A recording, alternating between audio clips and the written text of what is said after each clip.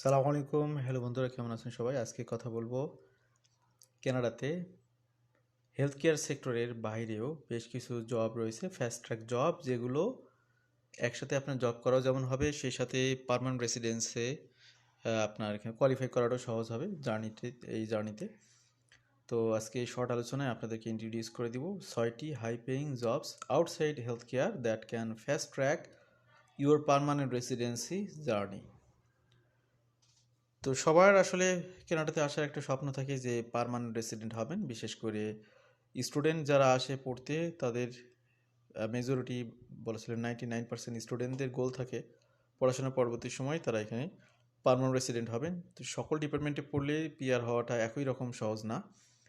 কানাডাতে যেগুলো in demand সেক্টরে থাকে, যে প্রফেশনগুলো, যে অকুপেশনগুলো, সেগুলোর ক্ষেত্রে একটা ব্যাপক সুযোগ পাওয়া যায়। সেই ধরনের ডিপার্টমেন্টে পড়াশোনা পরবর্তীতে আপনি সেই ধরনের জব যদি করেন, তাহলে সেটা দিয়ে আপনার এখানে পিআরের ক্ষেত্রে আপনি বিশেষ সুবিধা পাবেন। সেগুলোই আপনাদেরকে দেখাবো। The Canadian federal government has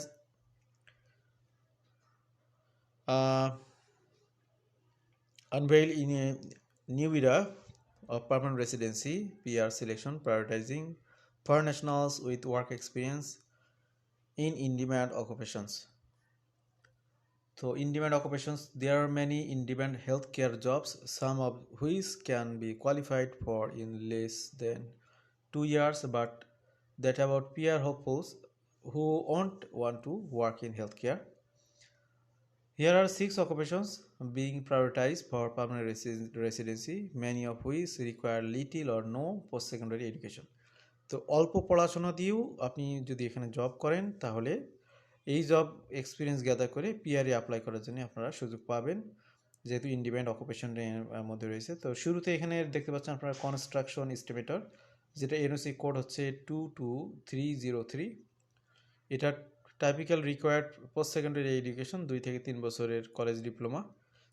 তারপরে মিডিয়ান অ্যানুয়াল পে 79,000। এরপরে total annual pay top annual pay এখানে 1,28,000 Canadian dollar. Construction, millwrights and industrial mechanics, এটা এনএসি কোড হলো 72400। এটা আপনার এডুকেশন থাকলেও থাকতে পারে, 1 বছরের কলেজ ডিপ্লোমা হতে পারে।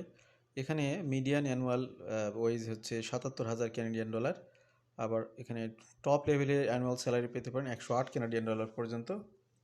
এরপর আছে electrical and electronics engineering technologist and technicians, এটা এনএসি কোড 22310। 1 থেকে 2 বছরের কলেজ এডুকেশন থাকতে হবে। মিডিয়ান ওয়েজ হচ্ছে 74,000 কানাডিয়ান ডলার। টপ লেভেলের এখানে আর্নিং হতে পারে 1,15,000 কানাডিয়ান ডলার পর্যন্ত। তারপর আছে heating, refrigeration and air condition mechanics 72402।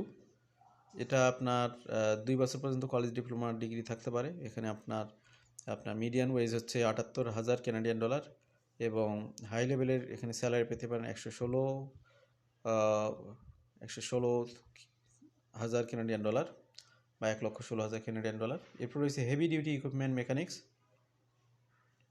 এটা ইউনিসি কোড 72401। এখানেও 1 বছর পর্যন্ত আপনার কলেজ ডিপ্লোমা থাকতে পারে। এখানে আপনার মিডিয়ান ওয়েজ হচ্ছে 77,000 কানাডিয়ান ডলার, এবং এখানে টপ লেভেলের স্যালারি পেতে পারেন 1,14,000 কানাডিয়ান ডলার।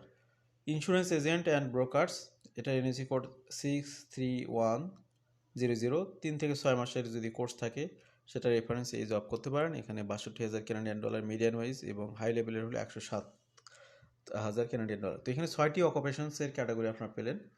তো এগুলো হাইপিংস বা এখানে জবের যে স্যালারি রেঞ্জ সেটা আপনারা দেখলেন।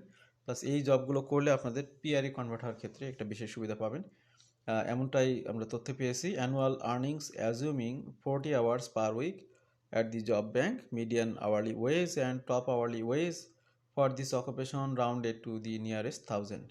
Licensing is required in some provincial jurisdictions but not others. Licensing is required in all provincial jurisdiction. তো এলিজিবল ওয়ার্ক এক্সপিরিয়েন্সের ক্ষেত্রে কি বলা হচ্ছে, foreign nationals with work experience in this occupations are being prioritized for permanent residency through Canada Express Entry system.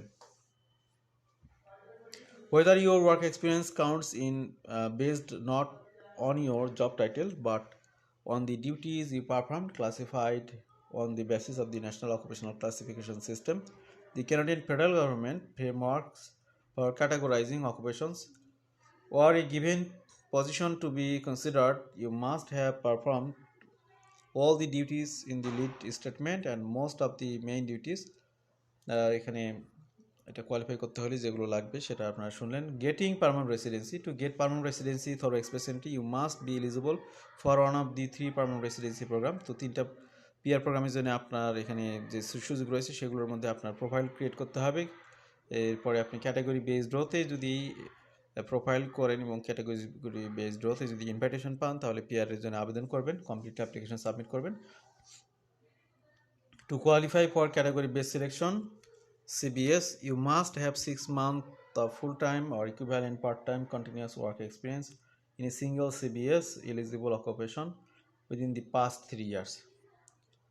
To receive an invitation through a category based draw, you must have an active profile in the express entry pool at the time the government holds that draw, and your CRS score must meet or exceed the cutoff score for that round of invitations. If you receive an ITA through express entry, you have up to 60 days to respond with complete application for permanent residency. If you are in Canada, have a valid work permit, you may apply for bridging open work permit. Once you have received acknowledgement of receipt for your permanent residency application. Eligibility for express entry. তো এখানে এলিজিবিলিটির জন্য যেটা লাগবে, আপনার যদি কানাডাতেই পড়াশোনা হয়ে থাকে তাহলে তো ফরেন ক্রেডেনশিয়াল অ্যাসেসমেন্ট লাগবে না। তা আপনার আউট অফ কানাডাতে পড়াশোনা হলে ইসিএ লাগবে, তারপর ল্যাঙ্গুয়েজ টেস্ট দিতে হবে। এই অন্যান্য কন্ডিশন যেগুলো আছে সেগুলো কিন্তু ফুলফিল করতে হবে। তারপরে আপনারা এখানে কোয়ালিফাই করতে পারবেন এক্সপ্রেস এন্ট্রিতে। আপনার এখানে ইন ডিমান্ড ক্যাটাগরি হোক বা ক্যাটাগরি বেসড হতে হোক, যেটাতেই হোক। ভালো থাকবেন সবাই, আল্লাহ হাফিজ, সালামু আলাইকুম।